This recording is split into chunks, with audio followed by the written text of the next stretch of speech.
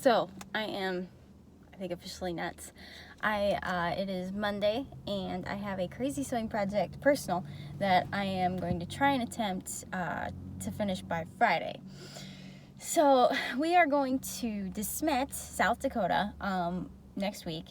And for those of you who are Little House on the Prairie geeks like me, you'll know that that is where Laura Ingalls Wilder spent much of her teenage years and married Almanzo and got their start to a new life.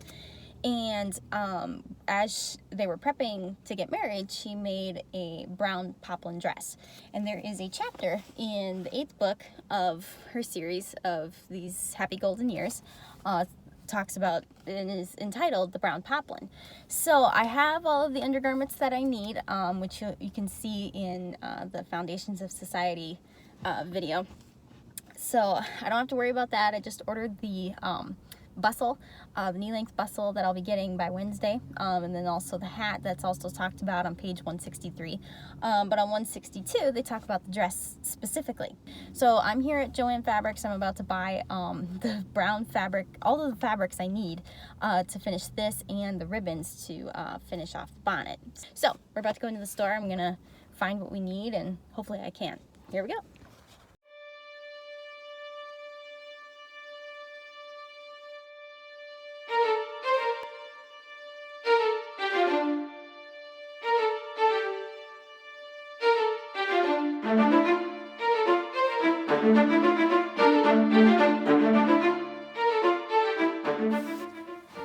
Okay, day 2 of the Brown Poplin escapade.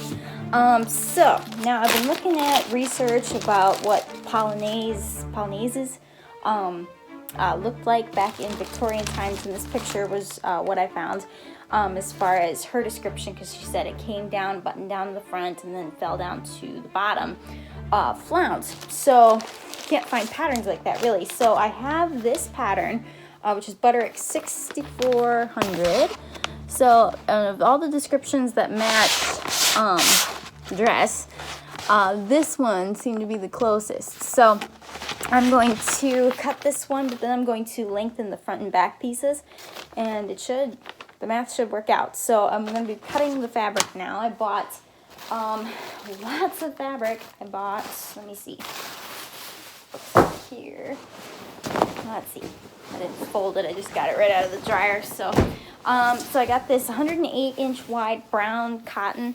Of course, it's poplin's just a heavy-duty cotton, basically, so I can get away with getting one of these. So just a solid brown cotton. And then I talked about the silk open work stripe on the bottom, and can't find much like that. So I got this satin in like this caramel color. So I'm going to actually stitch stripes of this onto this for the bottom, and use this as the bias tape for the binding around everything. So on to cutting.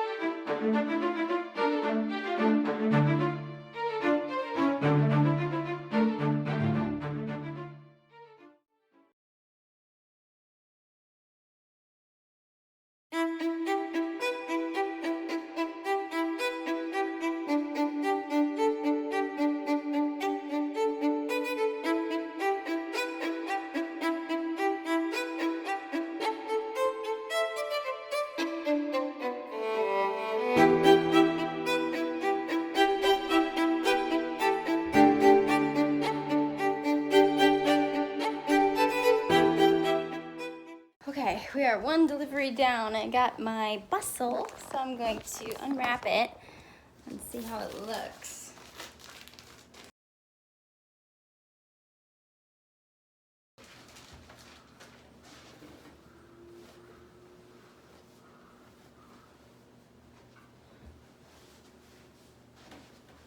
Hey! Oh, that is so cool. That is so cool. Alright, gonna try sitting now. Oh, it is so comfortable too. Very cool. Now I'm just waiting on the hat.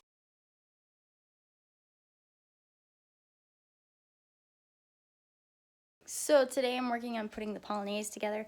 I believe that's how you say it. But it's, but of course the picture, I didn't have a pattern that had that kind of a top. So I took this pattern and I extended it by 22 inches because that's about where it would fall as far as hitting the top of the flounce described in the book. So you can see all the pattern pieces have been lengthened. So today I'm putting it all together, and yeah. And of course, no Little House Sewing Day would be complete without actually watching Little House, so I've got season 9 playing while I'm listening. So it's all good. Keep you posted with little video clips. So here we go.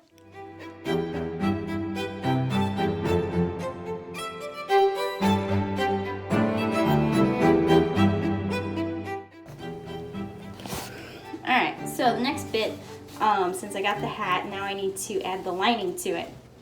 In the book, it describes the hat as having like a blue lining that matches the ribbons and all that, and that's what this fabric is going to be for this hat. It's funny, years and years ago I bought this fabric and I thought it was going to be for like a formal gown, and I guess not. So I'm going to iron out the hat because it's got some very weird creases in it, not quite natural, so from being in a bag for way too long. So I'm going to iron it out and get it looking like it's supposed to. So, and I decided to, I'm not going to paint it sage green. That back then it probably indicated that the hat was brand new, so that's why the straw would be green rather than, you know, like a beige like this. So, and I think if I'm gonna wear this hat, other than being a reenactor, I'm going to want it this color, because to have it spray painted a light green isn't gonna quite work. So I know it's not fully accurate according to the passage in the book, but over time it would have turned into this color too. So I guess the hat time traveled a little bit. So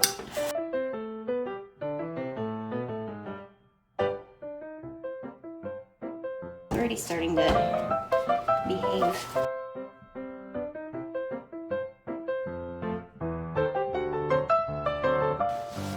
Ooh, that is much healthier. Oh, one more spot here.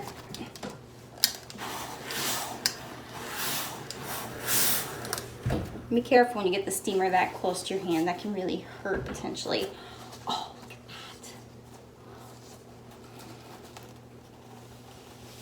that. There we go. Much more better. So now to the next part of having to figure out how to put a lining in it. I'll figure it out. Since I have no pattern, this is basically my pattern. That's what I'm thinking I might do. So just take the fabric.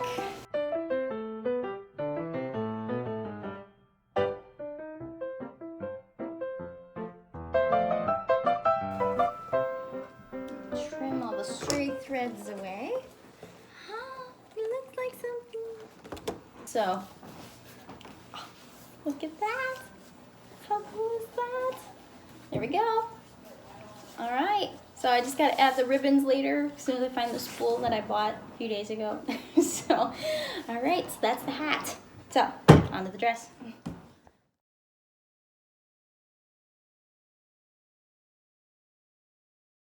Okay, so it is Friday.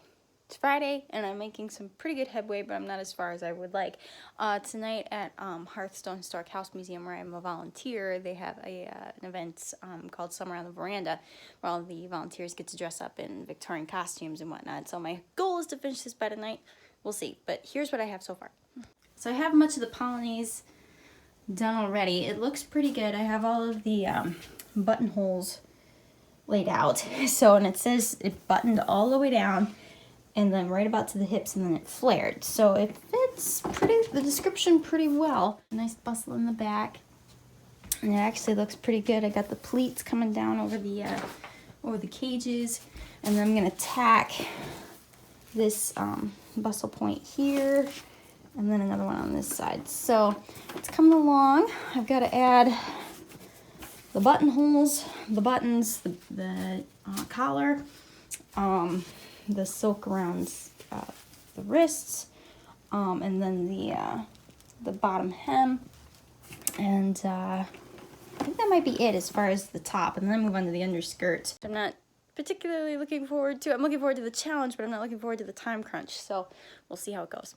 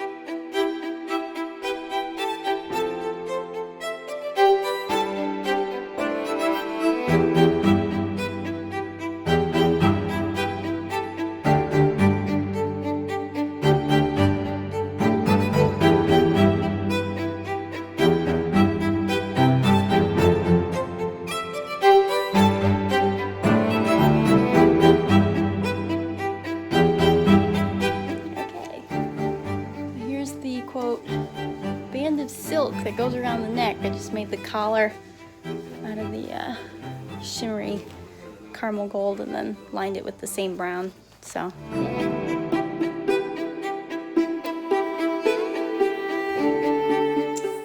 okay, so the polonaise is done.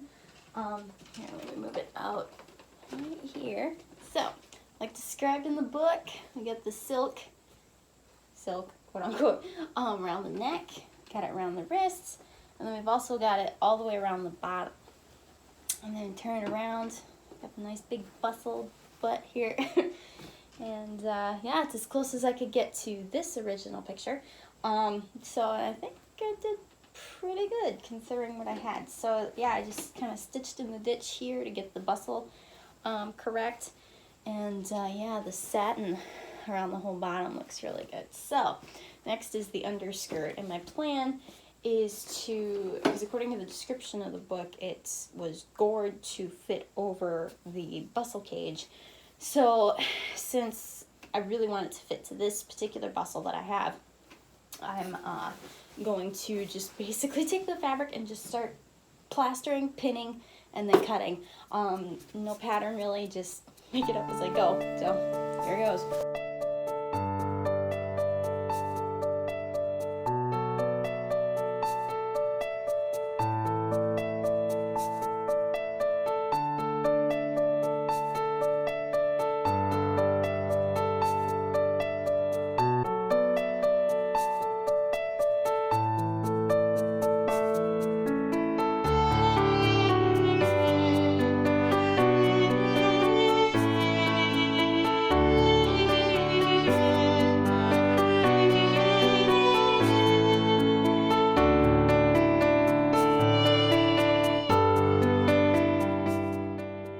Okay, so I have made the underskirt base. So now I'm working on cutting the strips for the flank thing on the bottom, fringe on the bottom.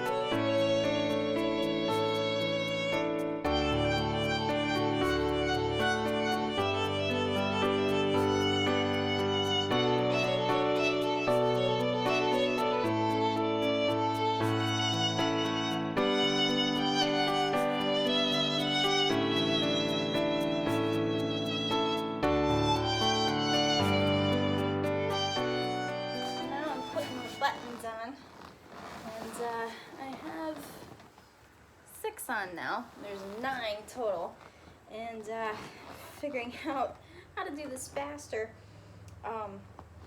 is instead of knotting off every time, instead of knotting off underneath or under the button whenever you're done with one button, you can just go along the lining in between the facing and the front piece and just run that thread in between each button, so you don't have to waste time looping it off, cutting it, making another knot, and starting over. It's just not worth it. And who's gonna see it except you?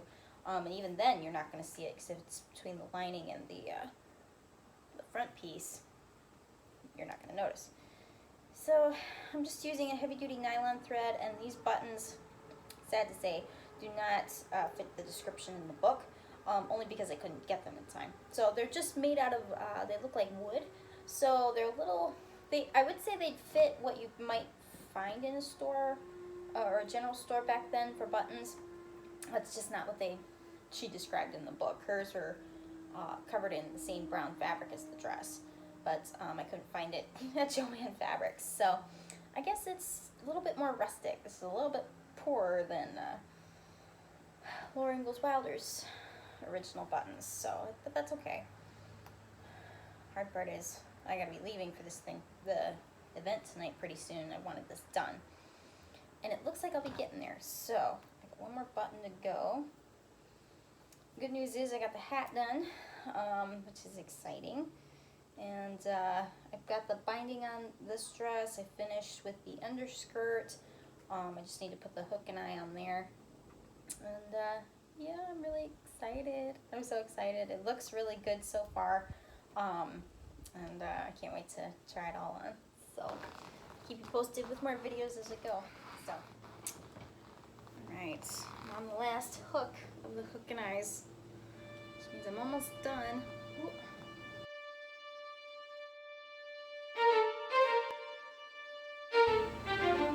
Okay, here we go. Alright. Every day. I've already figured out what my waist size needs to be according to this. And I added extra room because I'm going to have all my layers of, you know, like the corset, pantaloons, all that stuff. So, let's see. Hey, it works. Hook and eyes work. And I just put 3 on. Victorians were obsessive when it came to hook and eyes. They probably would have had probably 8 in this, like 8-inch span. Don't have patience nor the time, but oh, I'm so happy. The dress is done, the underskirt is done, the polonaise is done, the hat is done.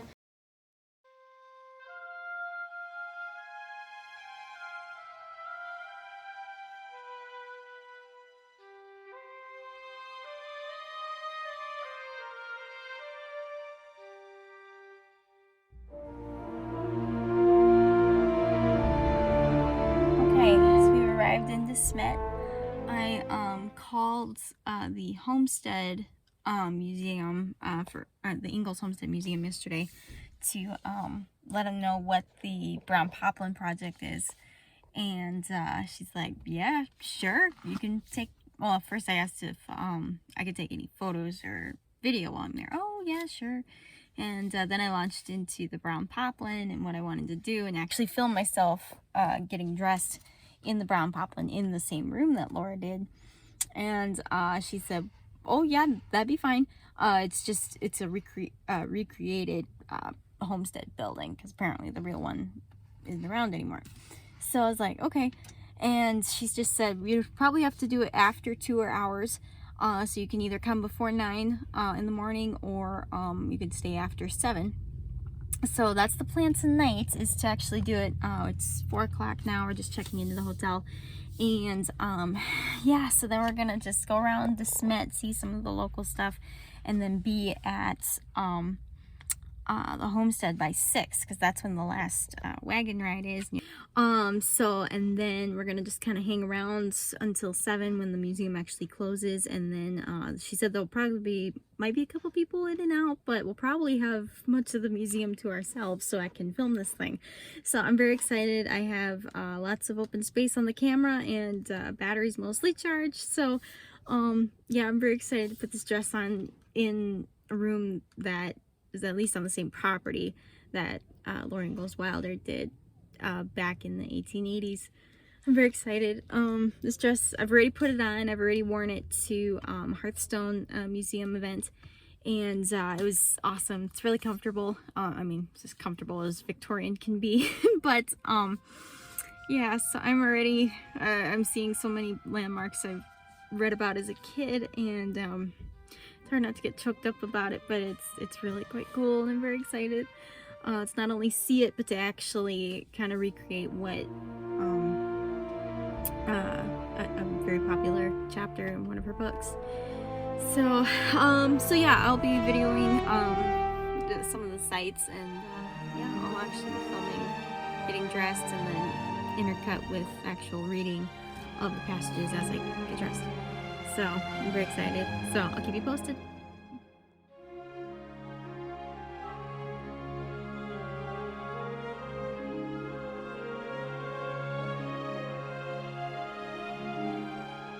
So we are in South Dakota, DeSmet, South Dakota, with this little cuddly guy in one of the recreated Ingalls homestead house.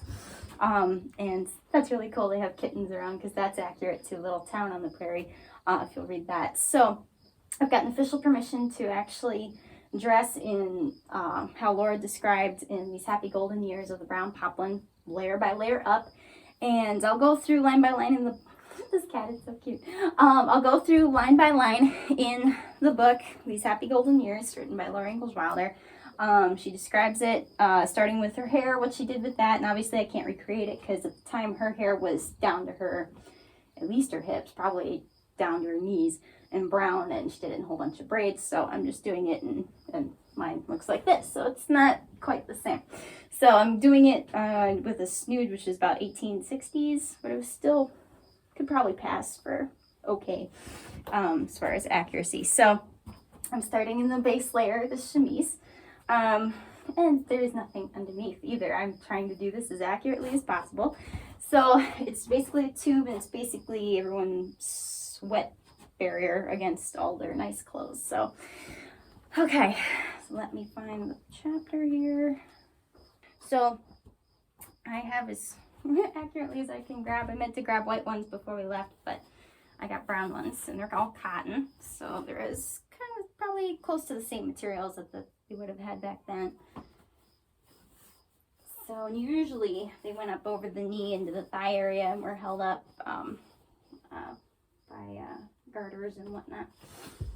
So here are the boots. And obviously she wouldn't have had zippers because she said she buttoned them, but this is as close as I could get on the budget that I have. So, all right. So now, well, she doesn't say she put on her pantalettes, but that is what they would have done. You can find out more about what every layer was for in my Foundations of Society series, but this was basically the underwear, which did go on after the chemise. All right, I'm trying not to flash any camera here, so bear with me. Come on. All right. And yes, you gotta hike the dress up a bit, or the chemise up a bit. And this was open for bathroom reasons and easy access.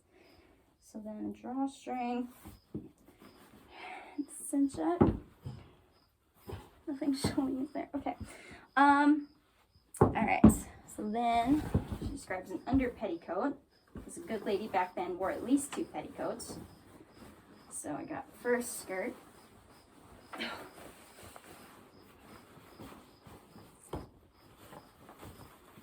Oh, it's already hot.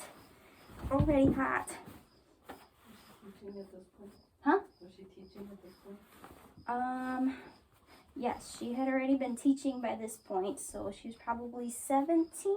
Then she was required to wear 2 petticoats. Yes. Yeah, so this was standard teacher attire. All right, then carefully over her under petticoat, she put on her hoops. And actually, she's missing some steps here because there needs to be the corset, which really no woman went without if you were going to be a proper lady. So I already have it cinched to the right. Diameter here, or circumference here. So I go from the top down. I find that's easier because you just kind of cinch everything up here. Get it to where it's supposed to go. Then inhale for the last couple of them. Now typically for proper lady back then, it was 18 to 20 inches circumference. So, and I think right now, I figure I'm about around 30. So, this is chubby for Victorian ladies back then. So, yeah. So now, then carefully over her under petticoat, she put on her hoops. She liked these new hoops. They were the very latest style in the East. And these were the first of their kind that Miss Bell had got. Now, Miss Bell was Laura's employer at the time. She worked as a seamstress in downtown De Smet. But this is what they look like. So I have the ties here.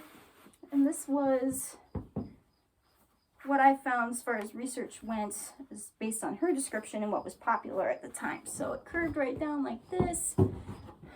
They're actually really comfortable to wear. They don't look comfortable, but they actually collapse when you sit. So it's like kind of an accordion seat. It's a lot of fun. Okay, so we got the hoops. Check.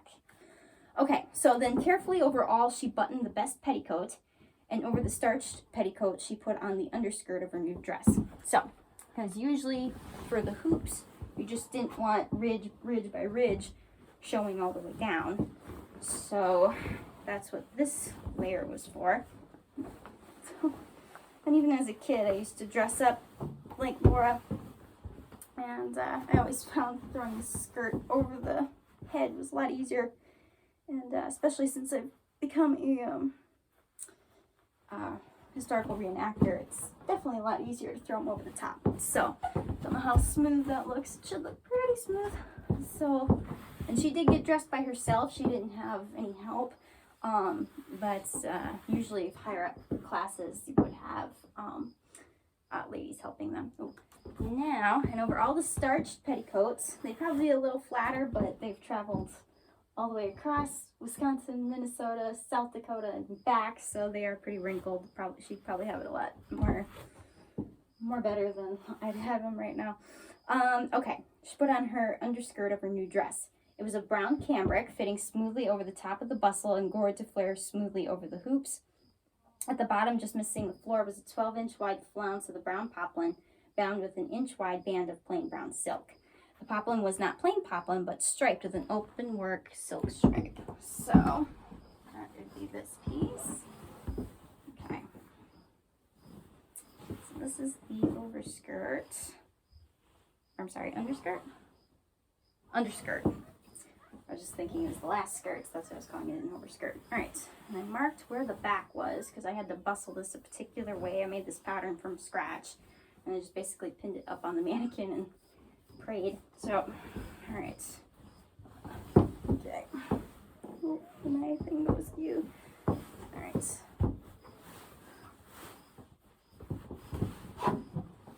Right there.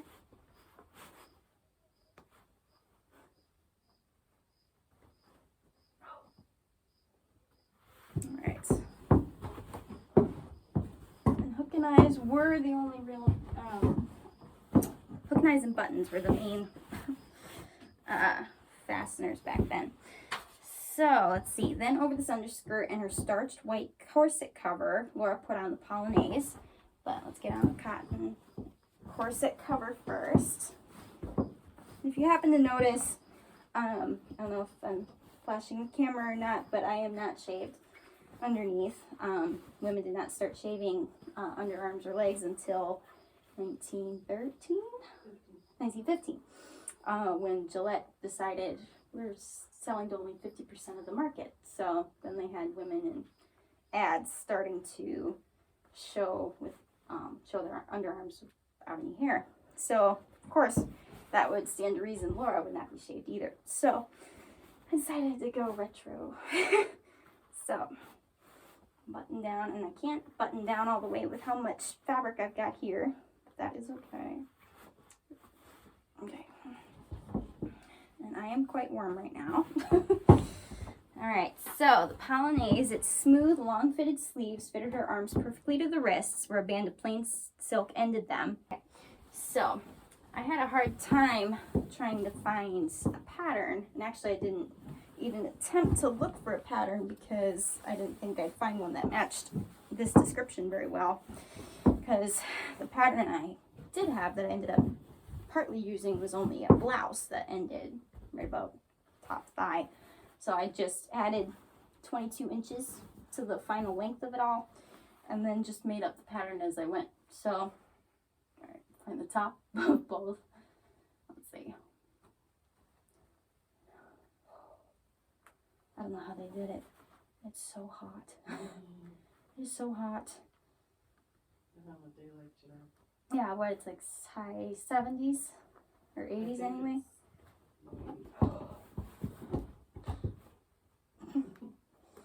Oh man. Okay.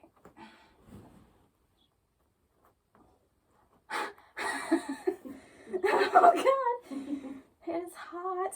It is hot. Alright, so then around the brown silk neckband, Laura placed a blue ribbon 2 inches wide. So the only ribbon I could find on short notice at Joanne Fabrics was 1.5 inch. So this is as close as I could get. So, got the ribbon here. I'm going to tie it in a little bow. And she describes the strands fell to her waist. It's a little longer, but it's close. And then she talks about these straw hats. So this she worked for weeks to be able to buy from the East, brand new, shipped directly to her. And she was very excited about this. And I got the hat. I added the blue lining because that's what's described. Okay, it completely covered Laura's head and framed her face with its flaring brim. It was lined with sheared silk blue, wide blue ribbons tied under her left ear and held the bonnet securely in place. Like that. And then the ribbon for the hats. Tied under her left ear. So there it is. There's the brown poplin. I'm trying not to get too emotional about this, but to be standing at least within, feet of where she actually put it on in the first place is really, really amazing. Yeah. So I'm gonna go out into the first room and then we'll get a better overview shot. I'm not sure how much you can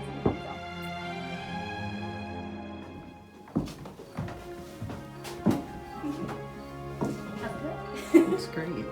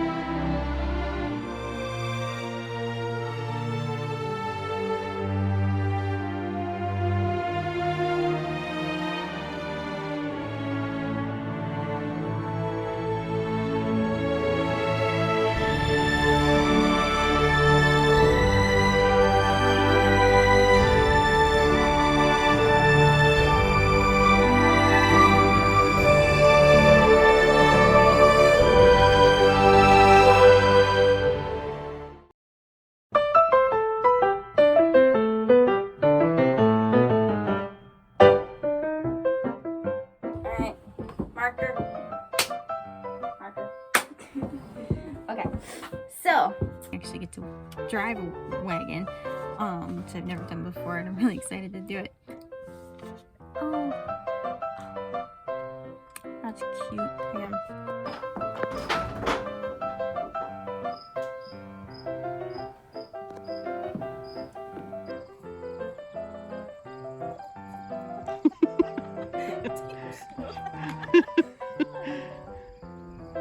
She probably did that more than once.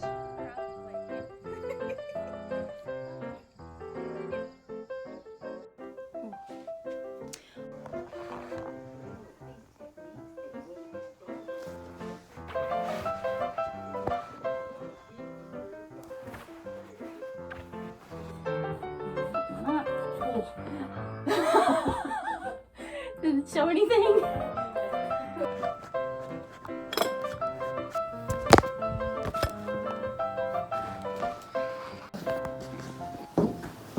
The eyes are spreading so bad.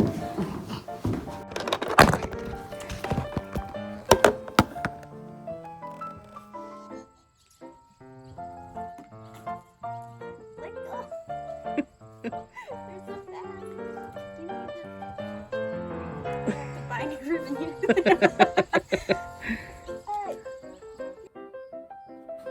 Okay, sorry. Trim away those frays. I'm just about to sweep the floor, so it doesn't matter. Okay. So, let's put this together. Oh man, I'm sweating so bad. So, actually film in the room where me putting it on. Actually film where. I've got the brown poplin laid out. I've got official permission to do this, so I'm gonna try and not break down or anything, but I'm gonna go through the book line by line of how she did it. Now she did. Is that the cat? I think so.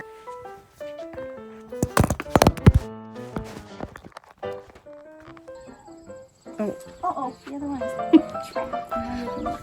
Kitty! No fun when we're not in there. Come here, kitty. Kitty, kitty, kitty.